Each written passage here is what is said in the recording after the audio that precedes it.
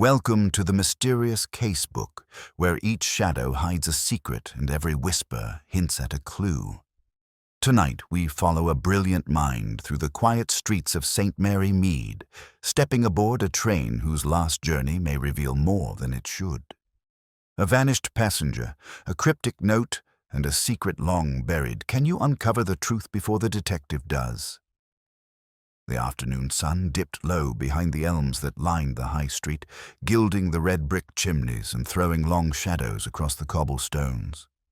St. Mary Mead was at its most serene, that delicate hour when the village prepared itself for supper, and gossip trickled faster than the tea poured from Mrs. Bantry's silver pot.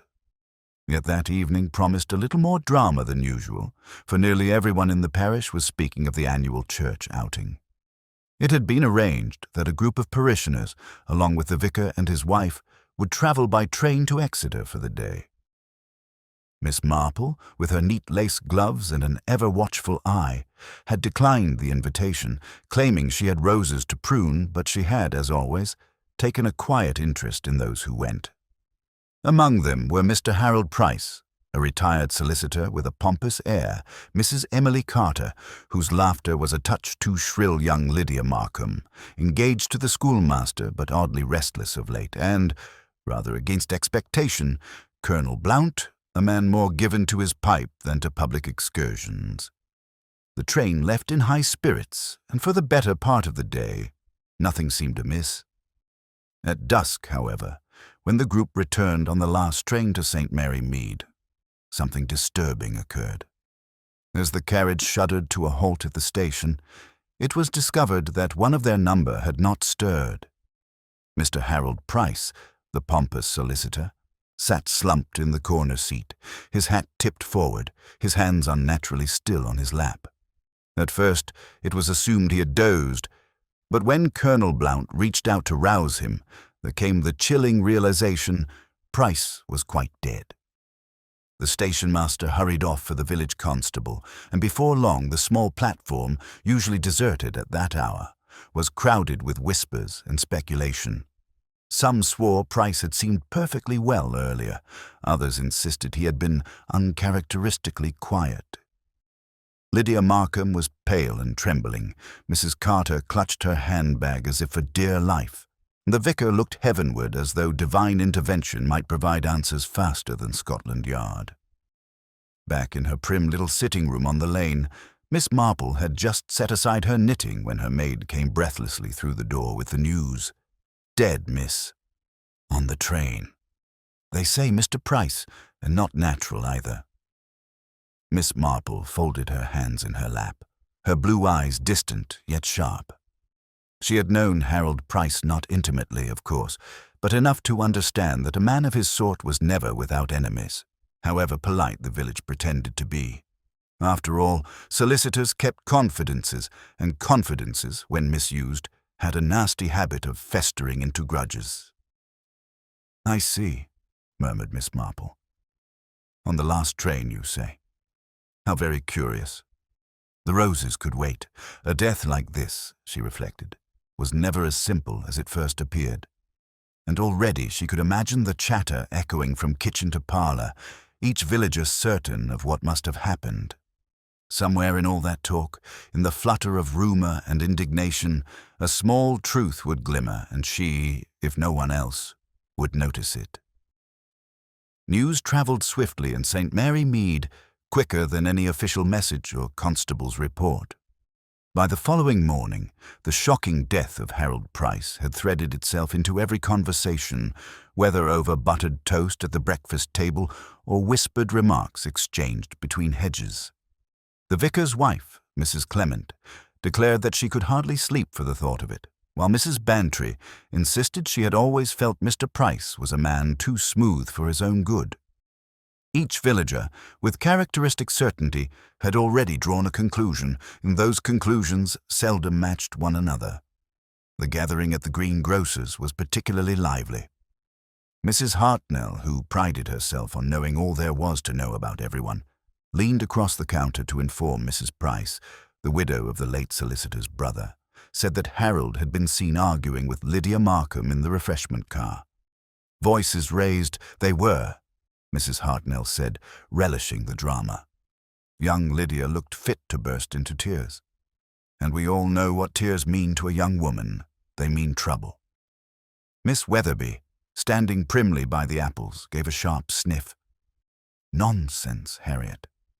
The girl's sensitive, yes, but she would never raise her voice in public. It must have been someone else. I heard from a most reliable source that Harold Price had enemies from his time in London. Solicitors, you know, are bound to tread on someone's toes. At this, Mrs. Hartnell pursed her lips. Well, enemies or no, the girl was there, and no one can deny that. Mark my words, Lydia knows more than she lets on. By the time Colonel Blount made his dignified appearance on the High Street that afternoon, several versions of the tale had woven themselves into the fabric of village life. Some claimed Price had been poisoned, others swore he had suffered a heart seizure, and a few whispered with wide eyes that a handkerchief soaked in chloroform had been used. The colonel dismissed them all with a snort, declaring loudly to the butcher that Harold Price had been a blasted nuisance in life, but hardly the sort to warrant elaborate murder. Miss Marple, meanwhile, listened quietly to these exchanges. She had spent the morning writing notes for the Women's Institute and knitting a particularly stubborn pattern of lace, but her mind, as usual, moved far beyond her hands. When her maid returned from errands with a half-dozen fresh rumours, Miss Marple merely nodded, her eyes narrowing ever so slightly. It was in the post office, however, that the most heated discussion arose. Mr. Davies, the postmaster, was recounting how Price had failed to collect an important letter 3 days before his death. A registered one it was, too, he declared, his chest puffed up with the solemnity of official duty. From a firm in London, and he seemed most uneasy when I asked him about it. Said he'd return the next day, but he never did. This tidbit caused considerable murmuring among the ladies queuing for stamps. Mrs. Price clutched her handbag tighter and whispered to Mrs. Bantry, "I dare say it was something financial. You know Harold always had his dealings complicated." The presence of Inspector Graves from Much Benham only added to the village's fervour. A tall, stooped man with tired eyes, he had arrived on the morning train and taken up quarters at the inn. Graves was professional enough, yet clearly sceptical of the villagers' chatter. He interviewed each passenger from the ill-fated train, jotting notes into a worn leather book. Lydia Markham stammered through her statement, insisting she had spoken little with Mr. Price that day. Mrs. Carter repeated with dramatic flourishes how jovial Price had seemed before becoming strangely quiet. Colonel Blount offered blunt answers and little else. Graves concluded the round of interviews by remarking, "No signs of struggle, no evidence of poison at first glance. Could be a natural seizure. The coroner will have the final word." But the doubt in his tone was apparent. That evening, a small group assembled in the drawing-room of the vicarage. The vicar, Mrs. Clement, Miss Marple, Mrs. Bantry, and the colonel sat by the fire, the atmosphere charged with unease. It was not an official gathering, of course, merely the natural pull of companionship when a village trembled on the brink of scandal. "I cannot believe it," Mrs. Clement declared, wringing her hands. "Harold Price, sitting there one moment, gone the next. The Lord moves in mysterious ways." Colonel Blount grunted. "The Lord had nothing to do with it. If you ask me, Price was taken ill. Too much brandy, perhaps. He always had the look of a man whose liver was not what it should be." Mrs. Bantry shook her head. "You're too dismissive, Colonel. It is far too neat. A man in good health does not simply die mid-journey without some cause." She turned sharply to Miss Marple. "And what do you say, Jane? You must have some thought on the matter." Miss Marple, who had been busy aligning her knitting needles, looked up with that mild air of surprise she so often wore. "Oh, my dear, I should hardly presume to say. But it strikes me that people seldom die in the very place where it is most inconvenient unless someone, somewhere, gives them a little assistance." The room went silent for a moment, save for the ticking of the clock. Mrs. Clement drew a sharp breath, and even Colonel Blount looked uneasy. Miss Marple gave a small smile, her eyes returning to the lacework in her lap. Later, as the gathering broke apart, Miss Marple lingered by the vicar's bookshelf. She touched the worn spines absent-mindedly while her mind ticked along. She thought of Harold Price's career, cases fought, wills disputed, secrets kept. Such men were often at the center of other people's storms, and what storms might lie beneath the calm, respectable surfaces of her neighbors. She had seen more of human nature than most believed. Walking home beneath the gas lamps, Miss Marple's steps were unhurried, her eyes catching details.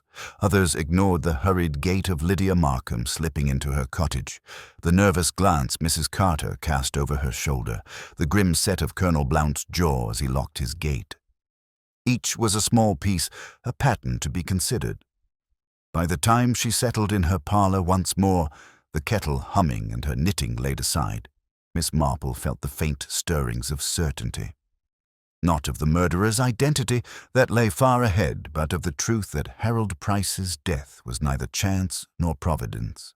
It was an act born of motive, of human weakness, and of opportunity.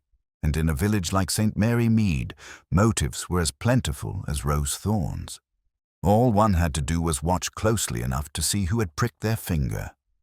The following days brought a restless energy to St. Mary Mead.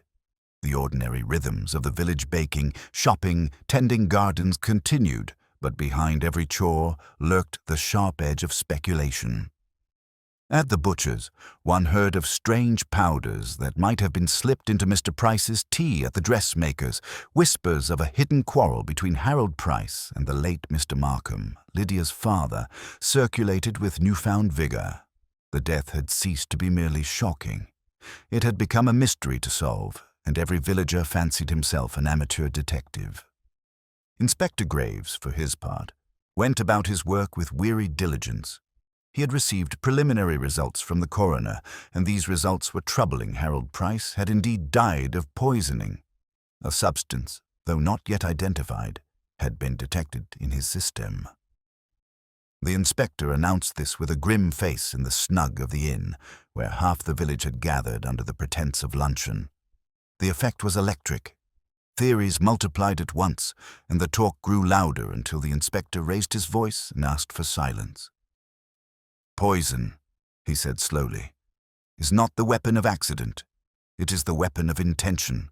Somebody saw fit to end Mr. Price's life, and until that person is found, none of us may rest too easily."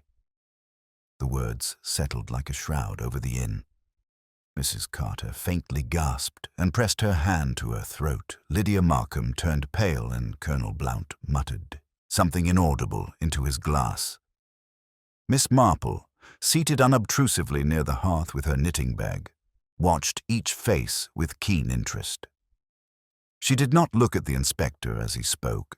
Her eyes remained on her needles, but she registered every flicker of expression, every nervous gesture, as carefully as a botanist noting the markings on a rare plant. Inspector Graves began the first of many house-to-house visits that afternoon. His manner was methodical. He asked about alibis, meals, and acquaintances. Mrs. Carter received him with flustered hospitality, insisting on offering tea while protesting that she had hardly known the man. "A dreadful business, Inspector, I assure you. Mr. Price seemed in perfect health when I last saw him. Why, he was smiling at me across the carriage." And then she broke off with a shudder, pressing a lace handkerchief to her eyes. Yet Miss Marple, hearing of this later, could not help but note that Mrs. Carter's manner of grief had a theatrical edge, too polished for sincerity. Lydia Markham fared worse under questioning. Nervous and wide-eyed, she admitted that she had spoken to Mr. Price in the refreshment car, but insisted that nothing untoward had passed between them. Graves pressed her, asking whether Price had threatened her, whether money had been discussed, but Lydia faltered and gave no clear answer. Her fiancé, the schoolmaster Mr. Hale, appeared protective to the point of severity, declaring that Lydia's delicate health could not endure such interrogations. His tone was firm, almost resentful, as though he feared something more than the inspector's persistence. Colonel Blount proved brusque. "I had no quarrel with the fellow," he growled. "Never liked him, mind you. Too clever by half. Always knew better than everyone else. But murder? Not my way. Don't ask me about poisons, Inspector. My battles were fought with bullets and bayonets, not teacups." He refused further comment, though his eyes betrayed an unease that did not match his words. All of this was reported and repeated in the village within hours, the facts distorted and embroidered by each retelling. By evening it was said that Lydia had confessed to a violent quarrel, that Colonel Blount had once been seen in Price's office in London, and that Mrs. Carter had fainted outright in the inspector's arms. None of these were wholly true, yet they fed the imagination of the villagers like kindling feeding a flame. Miss Marple remained characteristically calm. She received visitors in her drawing-room, offered cups of tea, and listened with that polite attentiveness that encouraged confidence. She never contradicted, never dismissed a story, but tucked each remark away like scraps of fabric in a sewing box, certain they would be useful when the proper pattern emerged. One afternoon, Mrs. Price, the widow of Harold's brother, came to call. She was a tall, severe woman with a sharp chin, and eyes that seemed always to measure rather than observe. "You've heard, no doubt, Jane," she said, settling into the armchair with stiff dignity. "This business with Harold has shocked us all, but between you and me I cannot be wholly surprised. A man with too many secrets is bound to come to a sticky end. Why, only last month I warned him against dabbling in matters that did not concern him." She refused to elaborate, claiming it was family business, but her lips tightened with satisfaction when Miss Marple offered no challenge. After her guest departed, Miss Marple sat for a while in thought. "Family business," she murmured. In her experience, family business often proved the most dangerous of all, and if Harold Price had indeed meddled in matters too close to home, there would be more than enough reason for someone to hasten his departure. At the same time, Miss Marple could not ignore a smaller observation. She recalled that Lydia Markham, in the refreshment car, had held her handkerchief twisted tightly in her lap. Such a gesture suggested distress or fear, not anger. The distinction, she reflected, was important. It hinted that Lydia might not have quarreled with Harold Price at all, but rather endured some form of pressure. Yet what could a retired solicitor press upon a young woman in such a way? Miss Marple had seen too much of life to doubt the possibility of old secrets, debts, or inheritance disputes. The inspector, though not without competence, overlooked such subtleties. He returned to London for consultation, leaving the villagers to their conjectures. During his absence, the gossip grew unchecked. Mrs. Hartnell declared to anyone who would listen that Price had been blackmailing Lydia Mr. Davies. The postmaster whispered that the mysterious registered letter might hold the key to everything, and Mrs. Bantry, with characteristic relish, insisted that Colonel Blount had once been jilted by a woman now connected to Price. Each tale became more elaborate with every passing day. Miss Marple, meanwhile, sat quietly by her window with her knitting. She observed the passing villagers, noted who walked with hurried steps and who lingered to speak with neighbors, and stored away each impression with the patience of a gardener waiting for seeds to sprout. She was no stranger to poisonings. She could recall 3 instances in her youth alone, and the patterns of behavior were always remarkably similar. Grief that was too showy, fear that was too quick to hide, anger that shifted like smoke, all these revealed more than chemical tests or medical reports. On the 3rd evening after the inspector's departure, Miss Marple attended a supper at the vicarage. The table was spread with cold meats and jellies, and though the conversation began with polite trivialities, it soon drifted inevitably toward Harold Price. Mrs. Clement lamented that the village's reputation might suffer. Colonel Blount muttered that Graves was wasting time on fanciful theories. Mrs. Bantry, eyes bright, leaned forward eagerly. "Jane, you must have an opinion," she urged. "You see so much more than the rest of us." Miss Marple smiled faintly, her hands folded. "I do not know about that, my dear. But I have observed one thing. People are often less careful than they believe. A glance, a word, a habit overlooked. In such matters, the smallest detail may betray the greatest truth." Her remark was met with silence, then a stir of discomfort. Mrs. Carter shifted in her chair. Lydia lowered her gaze to her plate, and Colonel Blount coughed into his napkin. Miss Marple returned calmly to her soup, as though she had said nothing of consequence. But she had planted a seed, and she knew well enough that seeds, once planted, tended to grow. By the end of the evening, the villagers dispersed with troubled minds. Miss Marple, walking home beneath the starlight, allowed herself a quiet reflection. The investigation had only just begun, but already she sensed the threads of a darker tapestry beneath the surface of village life. Motives glimmered faintly, like pebbles seen through rippling water. What remained was to watch, to wait, and to let human nature, so dependable in its weaknesses, reveal the hand that had guided Harold Price to his end. By the end of the week, St. Mary Mead was no longer merely unsettled. It was consumed. The announcement of poison had turned speculation into accusation, and Inspector Graves' return from London was greeted like the arrival of a magistrate in some medieval court. Every villager carried a theory, and every theory had a culprit. Yet the inspector, practical to the core, declared that two names stood at the forefront of suspicion: Lydia Markham and Mrs. Emily Carter. The reasoning seemed straightforward. Lydia, by all accounts, had been seen speaking with Harold Price in the refreshment car, her eyes red and her voice raised. A young woman in distress, entangled in some private quarrel, offered a ready motive. Perhaps Harold had threatened her or sought to prevent her marriage to Mr. Hale, and Lydia's nervous manner during questioning had done her no favors. She had stammered, fumbled with her handkerchief, and contradicted herself twice within a few sentences.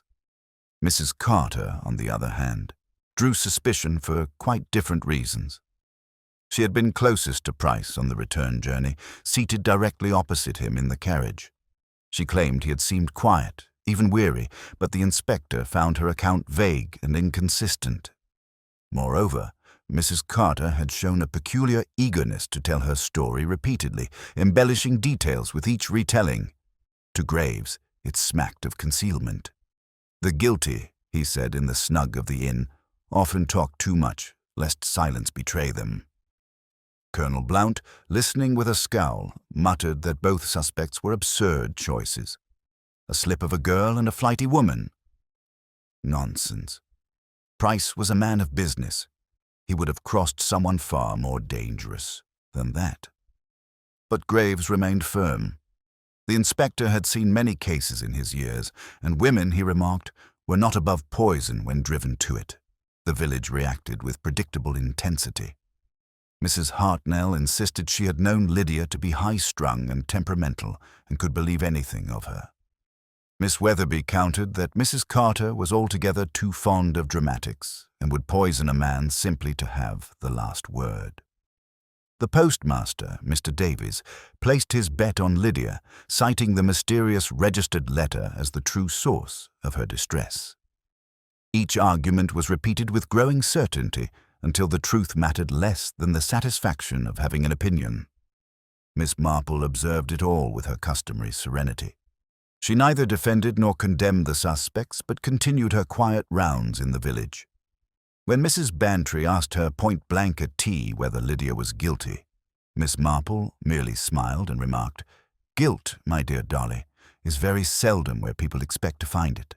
Appearances can be arranged, rather like the flowers in a vase. One must always look for the hand that arranged them."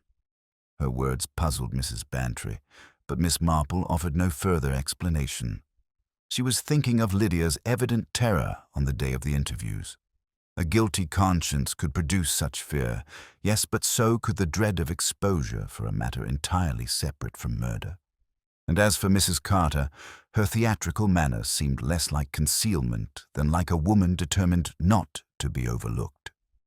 Inspector Graves, however, had little patience for subtle distinctions. He summoned both women for further questioning, conducting the interviews in the small sitting room of the inn. Lydia arrived pale, with her fiancé hovering protectively at her side.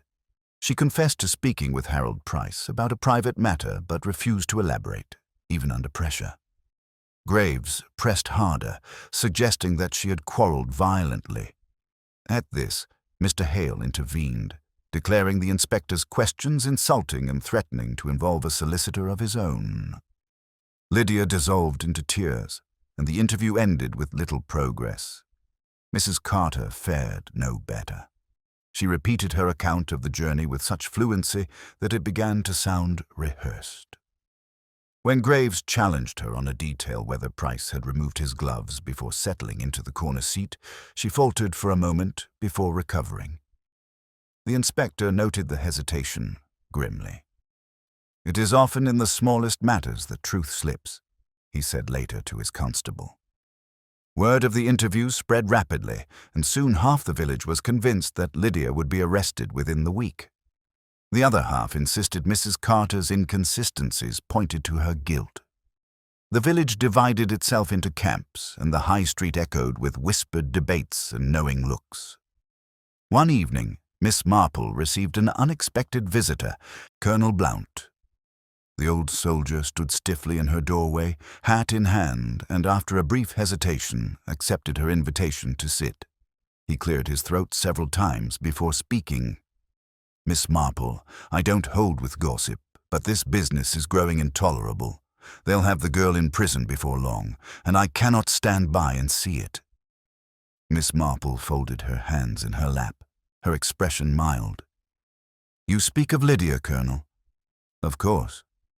Silly young thing, yes, but no murderer. She's frightened of something, I'll grant you that, but not of having killed Price. No, there's something else in it, something she dare not tell. And as for Carter, she's a goose. All noise and no substance. Graves is barking up the wrong tree, mark my words."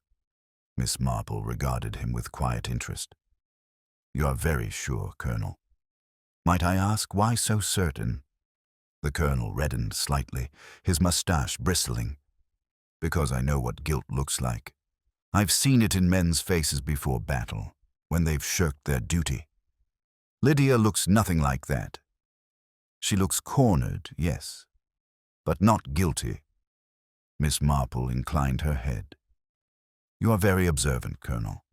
One sees more than one imagines if one pays attention. Tell me, did you notice anything unusual during the journey?" Blount hesitated, then shook his head. "Nothing I can swear to. The Price was quiet, that's all. Seemed thoughtful. But there was a moment, just before we reached the station, when Mrs. Carter fussed with her handbag rather oddly. Kept opening and shutting it, as though she were hiding something. Could be nothing, of course. But it stuck with me." When he had gone, Miss Marple sat long in the quiet room, her knitting untouched beside her. The colonel's observation fitted neatly with her own recollections. Mrs. Carter's nervous energy, Lydia's silent distress, the inspector's blind determination. The pieces were shifting, but the pattern remained incomplete. 2 days later, a small but striking event disturbed the village again. The postmaster, Mr. Davies, announced that the mysterious registered letter addressed to Harold Price had been returned to sender unclaimed. The news caused a sensation. Who had sent it? What did it contain? And why had Price avoided it? Some swore it must have been a demand for money, others a threat, still others a secret tied to his legal career. Whatever it was, it deepened the cloud of suspicion around Lydia, who had been so visibly distressed after speaking with Price. Inspector Graves seized on the development, declaring it further proof of a hidden quarrel. He summoned Lydia once more, his tone sharp with authority. But again she refused to speak, trembling beneath his questions while Mr. Hale glowered in silence. The inspector was satisfied he had his suspect. The villagers, divided though they were, began to prepare themselves for an inevitable arrest. The mood grew taut, almost feverish, as though the village itself held its breath. Only Miss Marple seemed untroubled. Sitting by her window that evening, she watched the lamplighter make his rounds and murmured softly to herself. First suspects are so often the wrong ones. People see the obvious, and they call it truth. But truth, I find, is rather more shy. It hides in corners behind the chatter and the drama. One must be very patient indeed. Her needles clicked gently in the twilight, steady as a heartbeat, while outside the village of St. Mary Mead braced itself for scandal. The first suspects had been chosen, the stage prepared. But Miss Marple, with her shrewd eyes and quiet wisdom, knew the true play had scarcely begun. The tension in St. Mary Mead grew like a storm cloud, heavy and expectant. Inspector Graves's certainty regarding Lydia Markham had settled over the village like a pronouncement from on high, and though a few dissenters remained, Colonel Blount most vocal among them, many resigned themselves to the belief that the young woman's arrest was merely a matter of time. Lydia herself grew paler with each passing day, her steps faltering as though the weight of suspicion pressed upon her shoulders. Miss Marple, however, retained her gentle calm. She moved about her daily tasks as though nothing had changed, though her mind worked ceaselessly. She understood well enough the danger of appearances. People were quick to point fingers, especially when fear lent them courage. Yet in her long life, she had seen again and again that the obvious suspect was seldom the right one. It was during a quiet afternoon call at Mrs. Bantry's that Miss Marple's attention was caught by something seemingly insignificant. The two women sat in the drawing-room, the sun slanting through lace curtains and the scent of roses drifting in from the garden. Mrs. Bantry, with her customary relish, repeated the latest gossip. They say Lydia was seen at the chemist's not a week before the excursion. Buying powders, Jane. Imagine that. What clearer proof could there be? I always said the girl was flighty. Miss Marple sipped her tea. Powders, Dolly. What sort of powders? Oh, for a tonic, apparently. Something to steady the nerves. But still it makes one wonder, does it not? Miss Marple's eyes grew thoughtful. Powders for nerves were common enough bromide mixtures, valerian, harmless remedies prescribed to anxious young ladies. But the timing was curious. People seldom remembered the distinction between medicines that soothed and those that harmed. To them, all powders seemed suspect. It was a small thing, yet such small things often proved crucial. Later that same day, while walking home along the lane, Miss Marple encountered Mr. Davies, the postmaster. He greeted her with a bow of the head, eager to share his own morsel of news. Terrible business, Miss Marple. Terrible indeed. But I had a thought about that registered letter of Mr. Price's. The sender's name was blurred on the outer sheet, but I believe it began with H, and not a London firm, nowhere closer. Perhaps Hampshire, perhaps Hereford. I cannot be certain, but I feel it may be relevant. Miss Marple thanked him with her usual courtesy. She did not place too much weight on Davies's memory. People often saw what they expected to see, but the suggestion sparked a thought. If the letter had come from nearby, rather than from London, it altered the complexion of matters. Price's secrets might not have been professional alone. They might have been personal, rooted in the very soil of their own county. That evening, Miss Marple took out her knitting, but found herself pausing often, the needles slack in her hands. She recalled Colonel Blount's remark about Mrs. Carter's handbag. A woman fussing over her bag at just the right moment, a young girl flustered at the chemist's, a solicitor receiving a letter he dared not claim. None of it proved guilt. Yet together, the details formed a curious pattern, as though threads of different colors had been woven through the same cloth. The next morning, Inspector Graves summoned Lydia once more. The villagers gathered discreetly near the inn, their curiosity barely concealed. Lydia emerged shaken, clinging to her fiancé's arm, while Graves looked grim. Word spread that she had again refused to explain her conversation with Price in the refreshment car. Some claimed she had all but confessed, others swore her silence was born of fear, not guilt. Miss Marple, watching from her gate as the couple passed, noted the tight set of Mr. Hale's jaw. He held Lydia close. Yet his expression was not merely protective, it was possessive, even resentful. Such a look, Miss Marple knew, often hid deeper tensions. Love could suffocate as much as it shielded. That afternoon, she made a quiet visit to the chemist's shop. The bell tinkled as she entered, and Mr. Larch, a tidy man with pince-nez, came forward. "Good day, Miss Marple. What can I do for you?" "I wonder," Miss Marple said gently, "if you might tell me whether Miss Markham purchased any powders here recently. People do chatter so, and I should hate to think unfounded rumors might harm the girl." Mr. Larch pursed his lips. "Indeed she did, Miss Marple. A bromide mixture, entirely harmless. For her nerves, poor thing. I made it up myself, nothing dangerous in it whatsoever." I told the inspector the same, though I do not know that he listened. Miss Marple inclined her head. "Quite so. People seldom distinguish between what is soothing and what is sinister." As she left the shop, she felt a flicker of satisfaction. Lydia's powders were innocent, yet the rumor of them had already convinced half the village of her guilt. A dangerous trap, Miss Marple thought, when gossip dressed itself as evidence. That evening, at a supper gathering in Mrs. Clement's dining room, Miss Marple's mind returned to the matter of the handbag. Mrs. Carter was present, all smiles and chatter, yet her manner betrayed an underlying restlessness. She spoke of Price's death with extravagant emotion, dabbing her eyes with a lace handkerchief, but her hands moved constantly to her bag, as though to reassure herself of its contents. During the meal, the bag slipped from her lap and fell to the floor with a soft thud. Miss Marple, seated beside her, bent swiftly to retrieve it.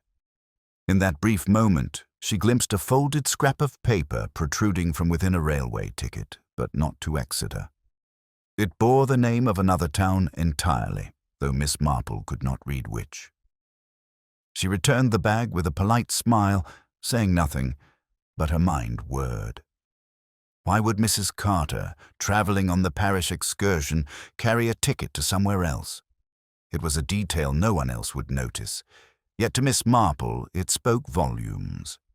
If Mrs. Carter had intended to break her journey, or had connections in another town, then her presence on the train might not have been as straightforward as it seemed.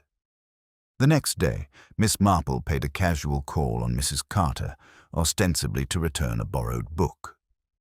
The lady was flustered at her arrival, hurrying to tuck papers into a drawer. Miss Marple remarked on the lovely roses in the garden, asked after Mrs. Carter's health, and spoke lightly of village affairs. All the while she observed the nervous flutter of the woman's hands, the darting of her eyes toward that closed drawer. When she departed, Miss Marple reflected quietly as she walked along the lane. A harmless powder at the chemist's, a ticket to another town, a letter left unclaimed, all fragments of a larger puzzle. The inspector, with his focus on Lydia's silence, had overlooked these small yet telling details. But Miss Marple knew better. Human nature, she reminded herself, was always consistent. People revealed themselves not in what they proclaimed, but in what they tried to hide. By the time she reached her own gate, the twilight settling over the village, Miss Marple had reached a conclusion, not about the murderer. Not yet, but about the path the truth would take. The clue she had glimpsed in Mrs. Carter's handbag might well prove the thread that, once tugged, unraveled the entire fabric of deception. She set her knitting basket beside her chair, folded her hands, and allowed herself a small, satisfied smile. Somewhere in St. Mary Mead, a killer walked free. But they had made a mistake, a small one, hidden like a dropped stitch in an otherwise neat pattern.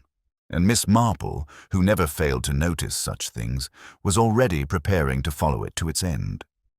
The discovery of Harold Price's poisoning had already set tongues wagging, but it was the growing sense of divided loyalties that began to stir something darker in St. Mary Mead. The village was no longer merely curious, it was unsettled, even suspicious.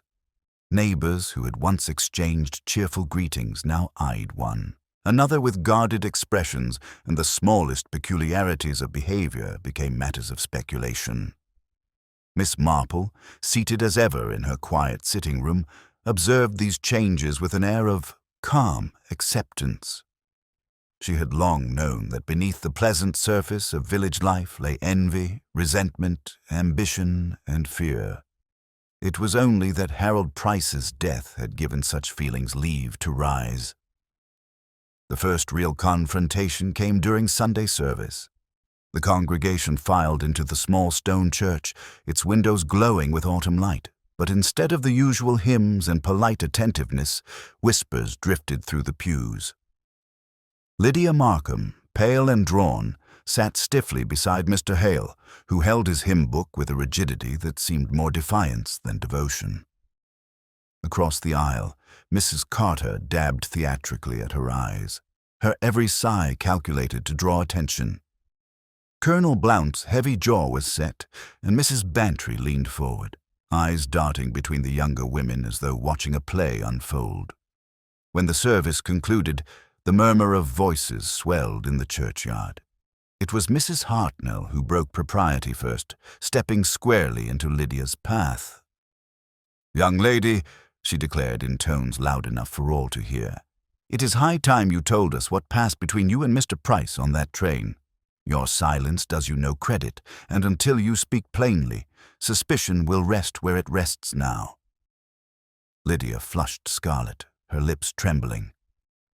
"I've nothing to say, Mrs. Hartnell." "Nothing!" she cried, and with that she clutched Mr. Hale's arm and hurried away, leaving the congregation abuzz. Mrs. Carter, not to be outdone, raised her voice in sympathetic tones. "Poor child, she is too overwrought. Yet one cannot help but wonder." She let the words trail off, her expression heavy with suggestion. Colonel Blount bristled.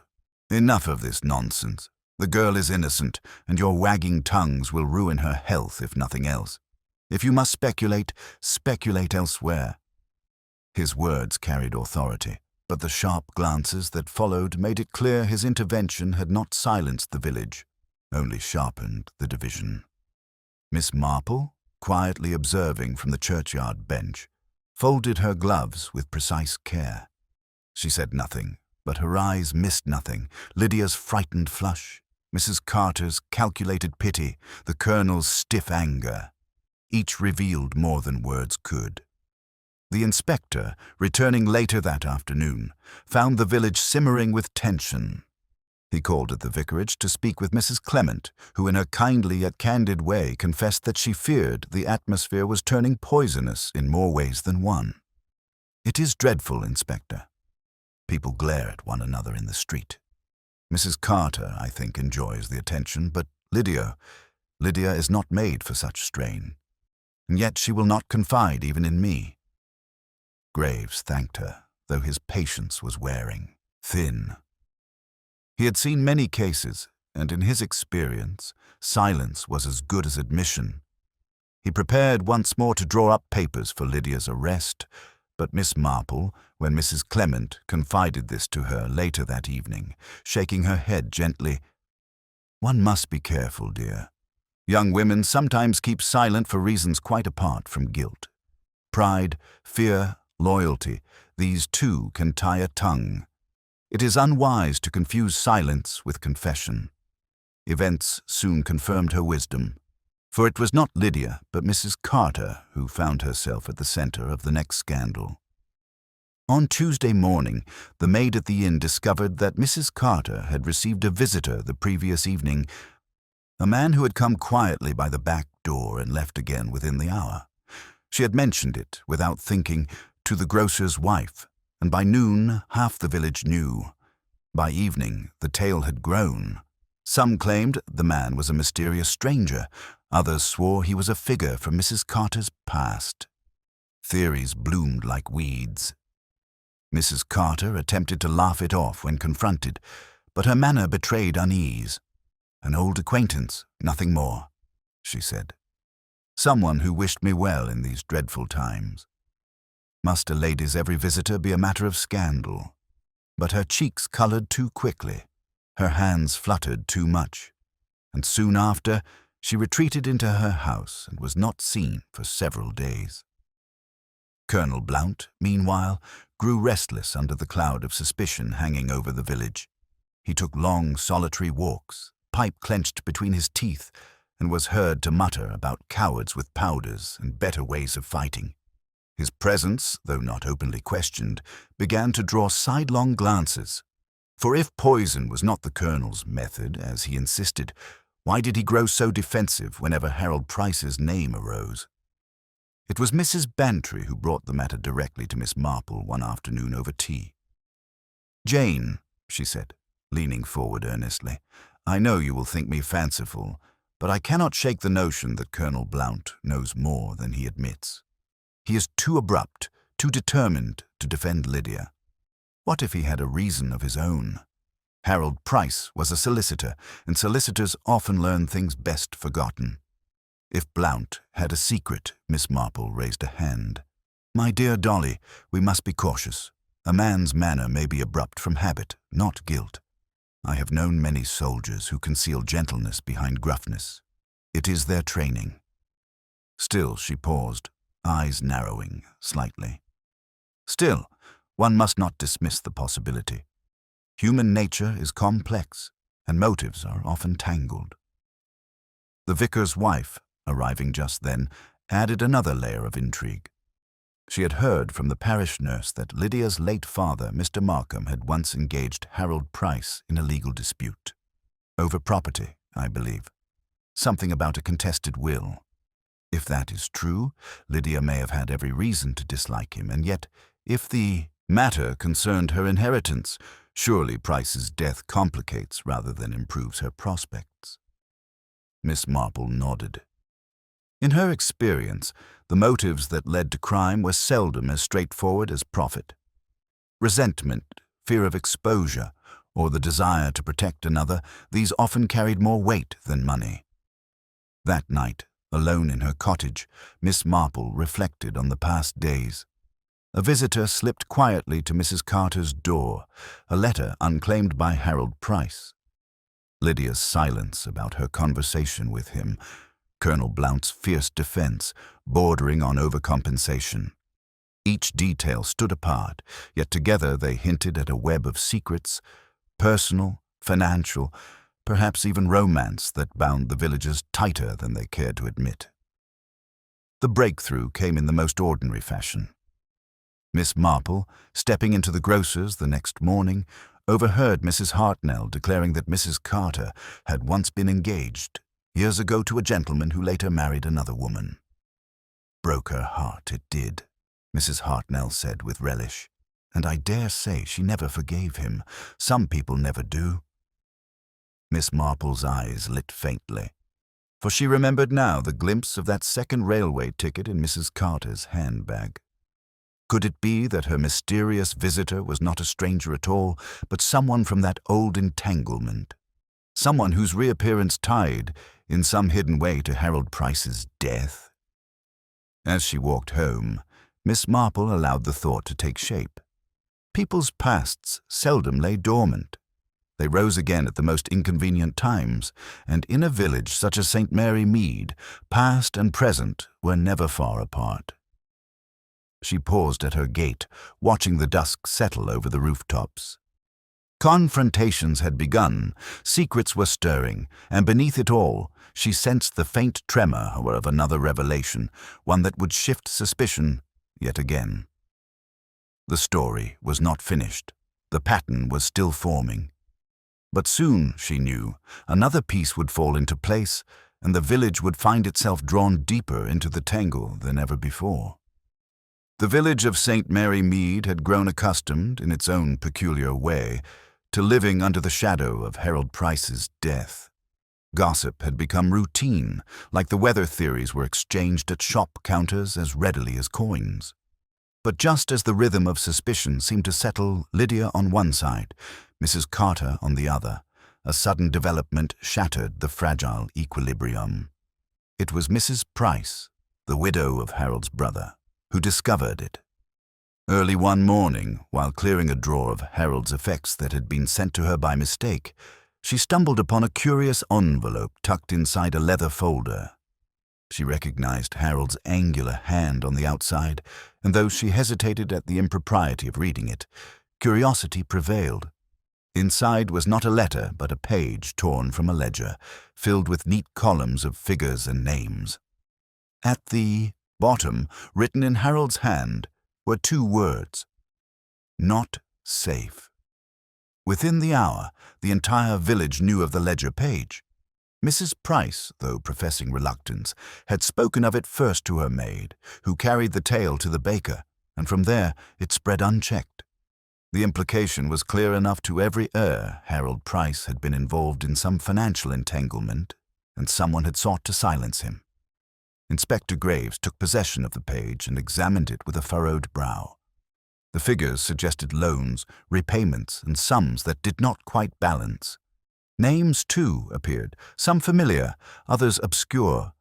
Among them, most unsettlingly, was Markham. At once, suspicion turned a sharper edge.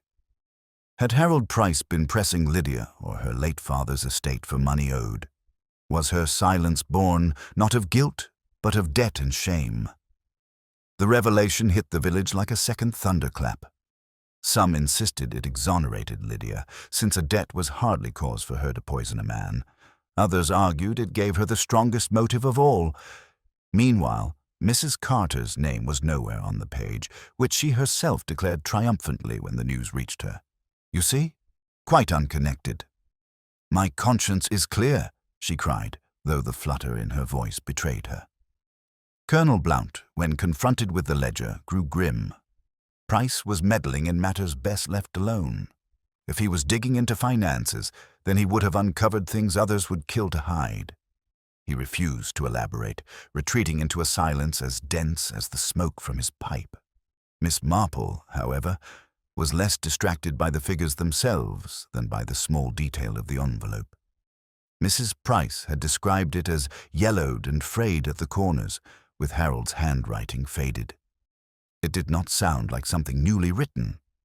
Harold Price must have carried it for some time, perhaps uncertain of what to do with it, and in Miss Marple's experience, when people hesitated to act, it was often because the truth involved someone uncomfortably close. The ledger page might have been a great revelation, but the true twist came only 2 days later, when another crime disturbed the village's uneasy calm. It was a Thursday evening, quiet and still, when a scream rang out near the lane behind the inn. Villagers rushed from their homes to find Mrs. Carter collapsed in the shadows, her handbag torn open, papers scattered across the ground. She was conscious, though shaken, and babbled incoherently about a man in the dark who had seized her bag and fled. The commotion drew Inspector Graves at once, and he declared it an attempted robbery. Yet nothing of value seemed missing. Her purse was intact, her jewelry untouched. Only a few papers had vanished, and Mrs. Carter could not or would not say what they were. The villagers muttered darkly that she had been keeping secrets, and the robbery had been staged. Miss Marple, who arrived at the scene after the excitement had ebbed, bent quietly to examine the ground. The handbag lay in the dust, its clasp bent. A handkerchief embroidered with Mrs. Carter's initials lay beside it, but more telling was a scrap of paper caught against the hedge. Miss Marple picked it up delicately. It was part of a railway timetable, torn at the corner. She said nothing, merely folded it neatly into her glove. The incident divided the village anew. Some insisted Mrs. Carter had staged the attack to deflect suspicion. Others believed Harold Price's murderer had struck again, seeking to silence her. Mrs. Hartnell whispered that the mysterious visitor to Mrs. Carter's home had returned. Mrs. Weatherby countered that Lydia, desperate and cornered, had taken matters into her own hands. Inspector Graves, exasperated, declared that Mrs. Carter herself might be guilty of concealment. If she was carrying papers of value, he told the constable, then they may have tied her to Price's dealings. Until she produces them, I shall assume she has something to hide. But Miss Marple saw matters differently. She remembered the ticket glimpsed in Mrs. Carter's bag, the restless way she had guarded it, and now this supposed robbery with its conveniently missing papers. Mrs. Carter's secrets were not those of a poisoner, Miss Marple suspected, but of a woman entangled in something foolish, perhaps even shameful, yet not deadly. The true murderer, she was certain, had a colder calculation. The following day, the inspector called a meeting of key witnesses in the vicarage drawing-room. Lydia, pale and trembling, sat close to Mr. Hale. Mrs. Carter, her face powdered heavily, clutched her repaired handbag. Colonel Blount stood apart, arms folded, and Mrs. Bantry observed eagerly from the corner. Miss Marple, quiet and composed, knitted softly, her needles clicking like a gentle metronome. Graves laid out the facts with severity. Harold Price had been poisoned. Lydia had quarreled with him. Mrs. Carter had concealed visitors and papers. Colonel Blount had been evasive. Any one of them, he declared, might be guilty. And I shall not rest, he concluded, until the truth is found. Mark me, I will have an arrest before the week is out. The room fell into uneasy silence. Lydia's lips trembled as if she would speak, but Mr. Hale tightened his grip on her arm. Mrs. Carter dabbed at her eyes. Colonel Blount stared fixedly at the carpet. Only Miss Marple looked serene, her gaze flickering from face to face. In that silence, she noticed something of a fleeting look quickly masked as the inspector mentioned the ledger page. Not from Lydia, nor from Mrs. Carter, nor from the colonel. It was Mr. Hale, the schoolmaster, whose eyes had hardened in that instant, whose jaw had set as though against a sudden blow. It was gone as quickly as it came, but Miss Marple, who had spent a lifetime reading faces, did not miss it. When the meeting broke up, the villagers spilled into the dusk, their voices hushed. The tension was worse than ever. A second crime had unsettled them. The inspector pressed for resolution, and secrets pressed at the edges of every life. Miss Marple walked home slowly, the torn scrap of timetable still tucked in her glove. Another crime, another twist, and yet, she reflected, it was not a new act, but part of the same pattern. Human nature, she mused, was like embroidery. The same threads appeared again and again, looping through in familiar designs. The challenge lay in following the right thread to its conclusion, and she felt, with growing certainty, that the pattern was nearly ready to reveal itself. One more piece, one more revelation, and the true face of Harold Price's killer would emerge. The aftermath of Mrs. Carter's supposed attack lingered over St. Mary Mead like a fog. Neighbors spoke in hushed tones, speculation crept into every household, and Inspector Graves grew more determined by the hour. He now insisted that the murderer, pressed by circumstance, had tried to recover some incriminating document from Mrs. Carter's bag. "It is only a matter of time," he declared grimly, "before they slip again. They always do." Yet, while Graves stalked the village with the blunt persistence of a man who believed pressure would yield results, Miss Marple approached the matter differently. She had lived long enough to know that people revealed themselves, not when accused directly, but when they believed no one was watching, or worse, when they thought they were watching someone else. Thus it was that Miss Marple devised her own quiet test. The occasion presented itself sooner than expected.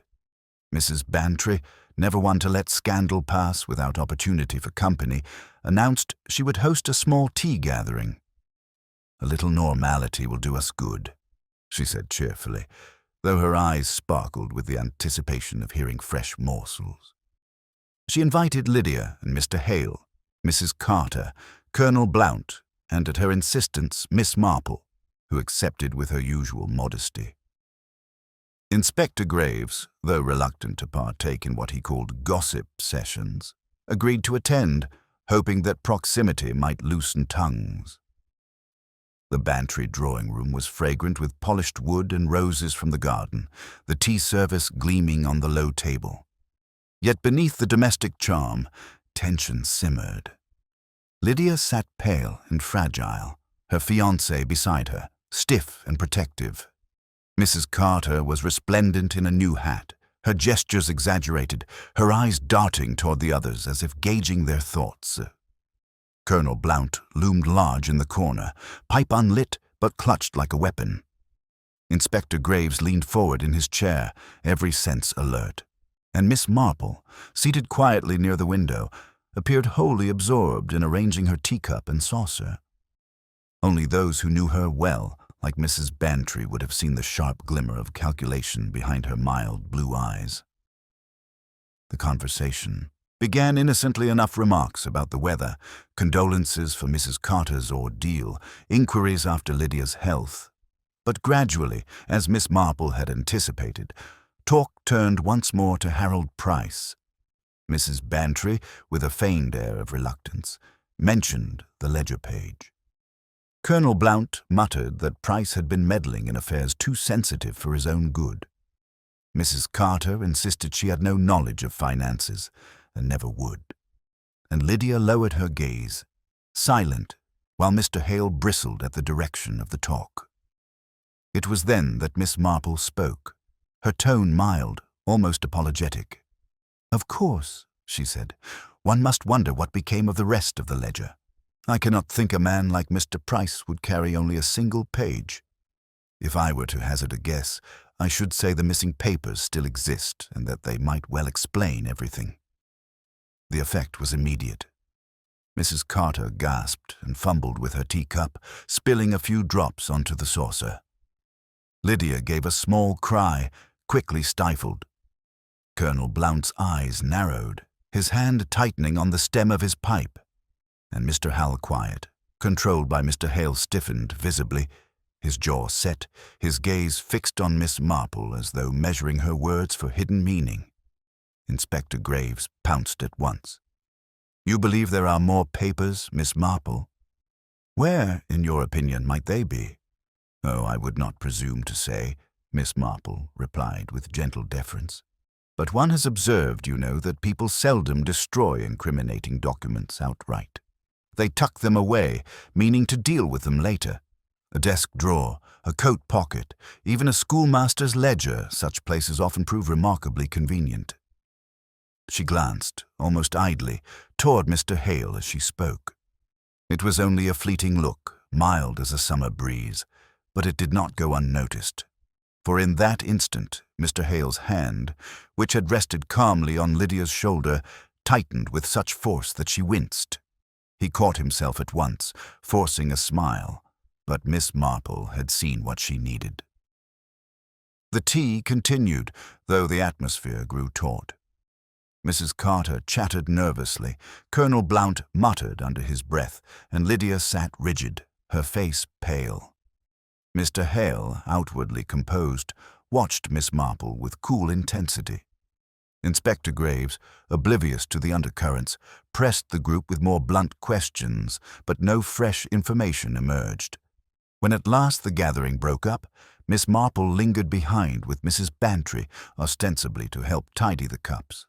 But in truth she wished to think, to let the impressions settle. "Jane," Mrs. Bantry said, lowering her voice, "what was that business about the schoolmaster's ledger? You startled them all." Miss Marple smiled faintly. "One learns, my dear, that truth often reveals itself in reactions. People betray themselves when they fear discovery. I fancy we saw more this afternoon than the inspector realized." She said no more, but as she walked home beneath the fading light, her thoughts were clear. Lydia's silence, Mrs. Carter's theatrics, Colonel Blount's blister, all were distractions, like the rustling of leaves in the wind. The real test had come with Mr. Hale, and in his instinctive tightening of the hand, Miss Marple had glimpsed something raw and unguarded. Fear not for Lydia, but for himself. Still, she knew better than to leap to conclusions. A test, after all, was only the beginning. It must be followed by proof, or at least by the arrangement of circumstances in which proof would present itself. Murderers, like gardeners, could be coaxed into revealing their work if one provided the proper soil. That evening, Miss Marple sat with her knitting, the rhythmic click of the needles soothing as her mind turned over the possibilities. She thought of Harold Price's ledger, of the missing papers, of the false robbery staged to retrieve them. She thought of Mr. Hale's sudden tightening grip, of Lydia's fearful silence, of the inspector's insistence on easy suspects. The pattern was nearly complete. Only one more thread was needed, and she had an idea where it might be found. For the moment, though, she kept her counsel. To move too soon would be to risk failure. The time for confrontation would come, but not yet. Instead, she would prepare, quietly and carefully, as she always did, and when the moment arrived, she would be ready. The village, however, remained restless. Rumors of a second arrest swirled. Mrs. Hartnell declared confidently that Lydia's days of freedom were numbered, while Mrs. Weatherby countered that Mrs. Carter was plainly guilty. Colonel Blount retreated further into silence, and Mrs. Price observed the chaos with something uncomfortably close to satisfaction. Miss Marple alone seemed untroubled. She tended her roses, wrote her notes for the Women's Institute, and listened with polite attentiveness as neighbors unburdened their theories. Yet behind her mild demeanor, she sharpened her plan. She knew now who had killed Harold Price. What remained was to make them reveal themselves, not with a shouted accusation, but with the quiet inevitability of truth. And when that moment came, it would be as gentle and devastating as a dropped stitch in a perfect pattern obvious to all once pointed out, though overlooked by everyone until then. The mood in St. Mary Mead had grown taut as wire. Inspector Graves, frustrated by dead ends and evasions, declared that his patience was nearly exhausted. An arrest, he insisted, would be made within days, though whether it fell upon Lydia Markham or Mrs. Carter depended only on which crack appeared first in their stories. Villagers whispered of Lydia's trembling silences, of Mrs. Carter's mysterious visitor, of Colonel Blount's brooding walks. Each name was passed around like a token of blame, clutched for a while, then handed on. Only Miss Marple seemed composed, knitting by her fireside as if nothing had changed. Yet behind her mild eyes, she had already arranged the pieces. The tea gathering at Mrs. Bantry's had confirmed what she suspected. It was not Lydia's stammering, nor Mrs. Carter's dramatics, nor the Colonel's bluster that mattered. It was the schoolmaster's grip on Lydia's shoulder when the ledger was mentioned as a reflex, too quick to be calculated. A man reveals himself, Miss Marple often said, in the smallest things. The challenge lay not in knowing, but in showing. Inspector Graves, blunt as ever, would not accept intuition. He required a demonstration, something undeniable. Miss Marple had seen it before policemen insisted on facts they could point to, while the truth so often lay in the flicker of an eye or the tremor of a hand. Thus she set her plan in motion. It was Mrs. Clement, the vicar's wife, who agreed to host the gathering. The excuse was innocent enough of a parish tea to restore harmony, to ease the strain that suspicion had sown. Invitations went to Lydia and Mr. Hale, Mrs. Carter, Colonel Blount, Mrs. Bantry, and of course Inspector Graves, who attended with the air of a man certain of his authority. Miss Marple arrived quietly, her knitting bag on her arm, her expression one of gentle interest. The vicarage drawing-room was filled with the scent of polished wood and lemon sponge. The guests settled uneasily, aware that the conversation would not remain on flowers or hymn schedules for long. Miss Marple began softly, as though to herself. "I cannot help but think," she said, "how curious it is that Mr. Price should have died on the train, a public place where all his companions might be suspected. One would almost say that whoever administered the poison intended precisely that that suspicion should fall upon the group as a whole." There was a stir. Mrs. Carter dabbed at her eyes. Colonel Blount muttered under his breath. Lydia shrank closer to Mr. Hale. The inspector leaned forward. "Go on, Miss Marple. If you've something to say it plain." Miss Marple's tone remained gentle. "Well, Inspector, it is only that poisons are rather particular things. One does not usually carry them about without purpose. They are slipped into a glass or sprinkled onto food. A man like Harold Price, who carried papers and secrets, would hardly accept a drink from just anyone. But a fellow passenger friend, a companion, is quite different." Her eyes rested lightly on Mr. Hale. His face remained impassive, but Miss Marple saw the faint tightening at the corners of his mouth. "And then there is the matter of the ledger," she continued. "A page alone means little, but in the hands of a schoolmaster accustomed to figures and sums it might mean a great deal. Such a person might even recognize that Price had been concealing certain dealings, perhaps debts, perhaps money owed to villagers, perhaps something more delicate, enough at least to threaten exposure." Inspector Graves frowned. "You are suggesting the schoolmaster himself was involved in these dealings?" "Oh no," Miss Marple said softly. "Merely that he discovered them. And discovery can be very dangerous, for if Mr. Price intended to make them public, it might ruin reputations, perhaps even prevent a marriage." At this, Lydia gave a low cry, covering her face with her hands. Mr. Hale reached to steady her, but his hand trembled. Miss Marple set down her knitting. Her voice, though still gentle, carried an unmistakable firmness. "Mr. Hale, you were the one who feared Harold Price most. He knew of certain matters, debts left by Lydia's late father, perhaps even irregularities in your own accounts. He pressed Lydia, frightened her into silence. You saw the marriage you planned slipping away, and so you acted. A simple dose in his tea during the journey, easily arranged, easily overlooked amid the chatter of companions." All eyes turned toward the schoolmaster. His face was rigid, pale beneath its composure. "That is absurd," he said, though his voice was tight. "There is no proof, only gossip and the ramblings of an old woman." Miss Marple regarded him calmly. "Not proof, perhaps, but patterns. You betrayed yourself when I mentioned the ledger." Your hand gripped Lydia so tightly that she winced. That was not protection. Mr. Haylett was afraid, fear that she might speak, that she might reveal what you had done. The room was silent, save for Lydia's quiet sobs. Inspector Graves straightened, his eyes sharp upon the schoolmaster. "Is this true, sir?" Hale's composure faltered. His lips moved, but no sound came. Then, with a sudden harshness, he spoke. "I had no choice. Price would have ruined her. He threatened to expose everything unless Lydia persuaded me to pay him. She begged me to give in, but I could not.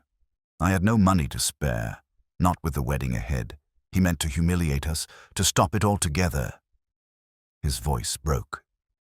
Lydia clutched his arm, her eyes wide with horror. "You didn't!" "You couldn't have." But his silence was not enough. Inspector Graves stepped forward, his face grim. "That will do, Mr. Hale." He turned to Miss Marple with a mixture of exasperation and respect. "Once again, it seems you have seen what the rest of us overlooked. I will have him taken to Much Benham at once." Miss Marple inclined her head modestly. "It was only observation, Inspector. People so often tell on themselves if one only listens." As Graves escorted the shaken schoolmaster from the room, the others sat in stunned silence. Mrs. Carter wept noisily. Colonel Blount muttered that he had suspected all along, and Mrs. Bantry clutched Miss Marple's hand in triumph.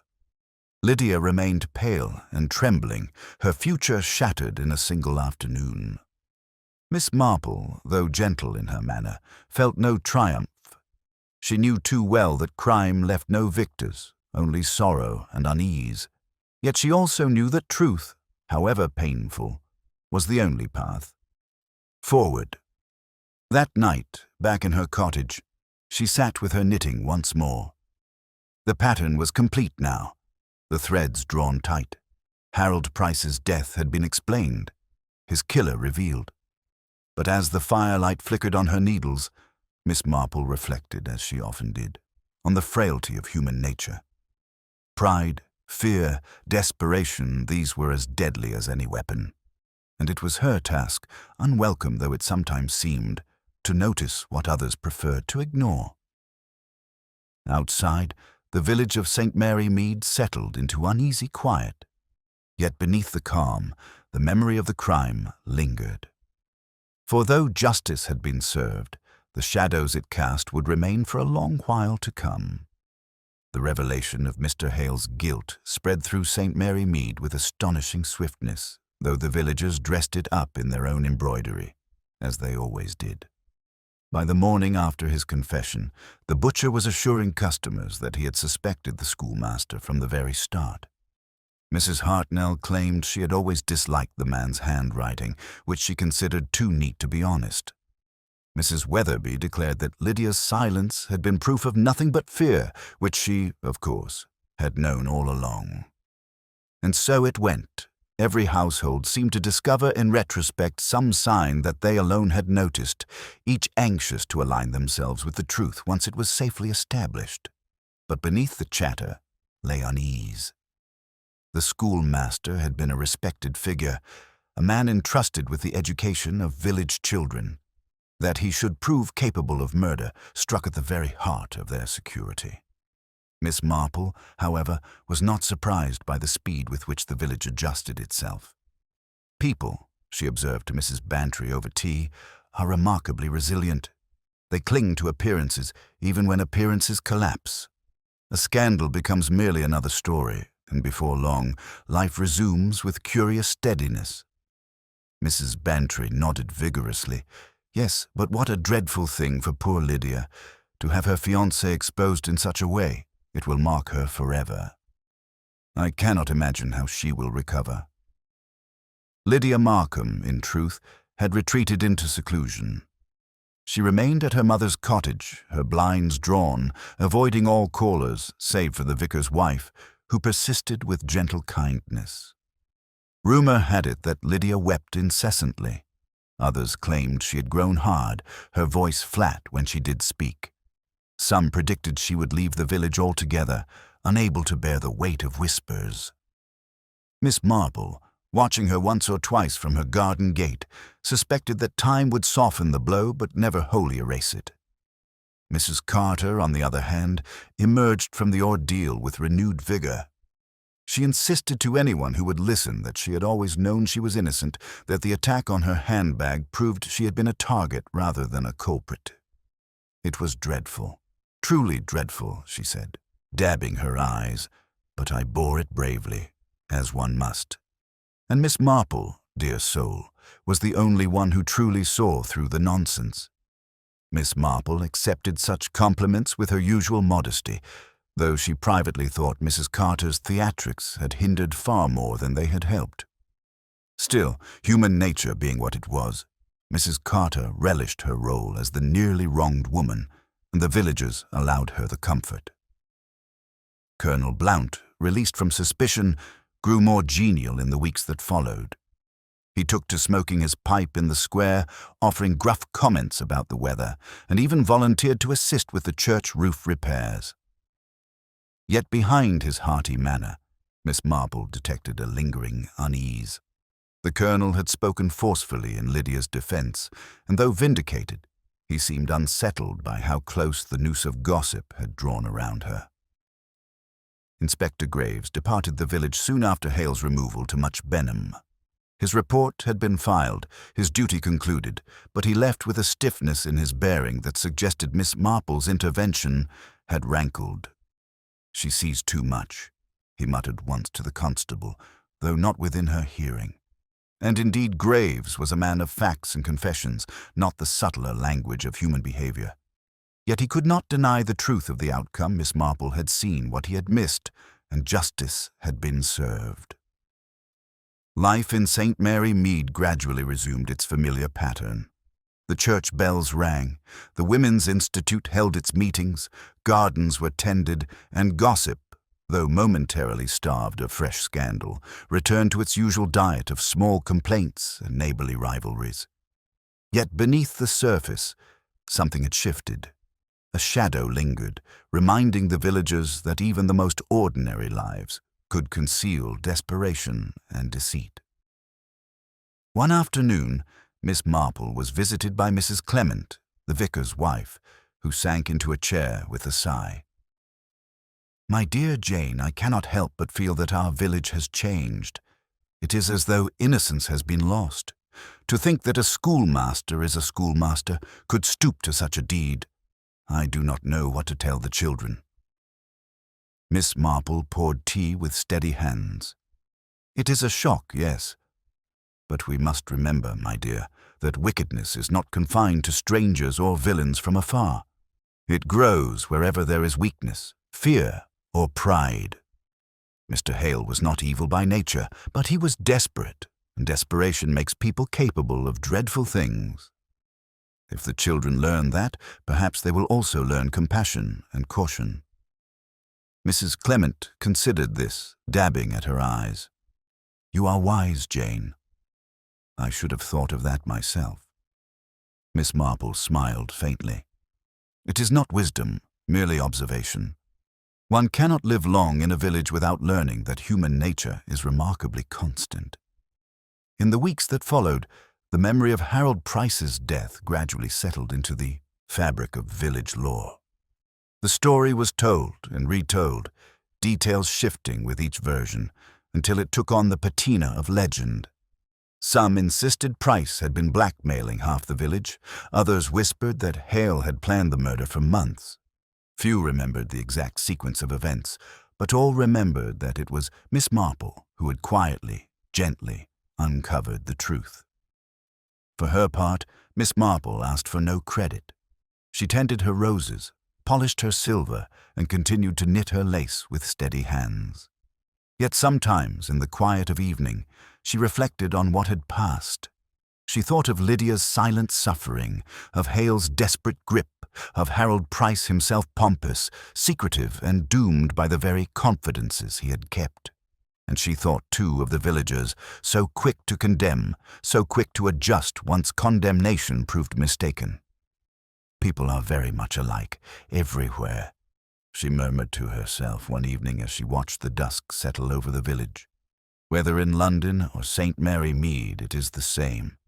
Vanity, pride, fear, love, they drive us all, for better or worse." The clock ticked softly, the fire glowed, and the village outside settled into peace. But Miss Marple knew she always did that beneath the quiet surfaces of life lay the constant hum of human frailty.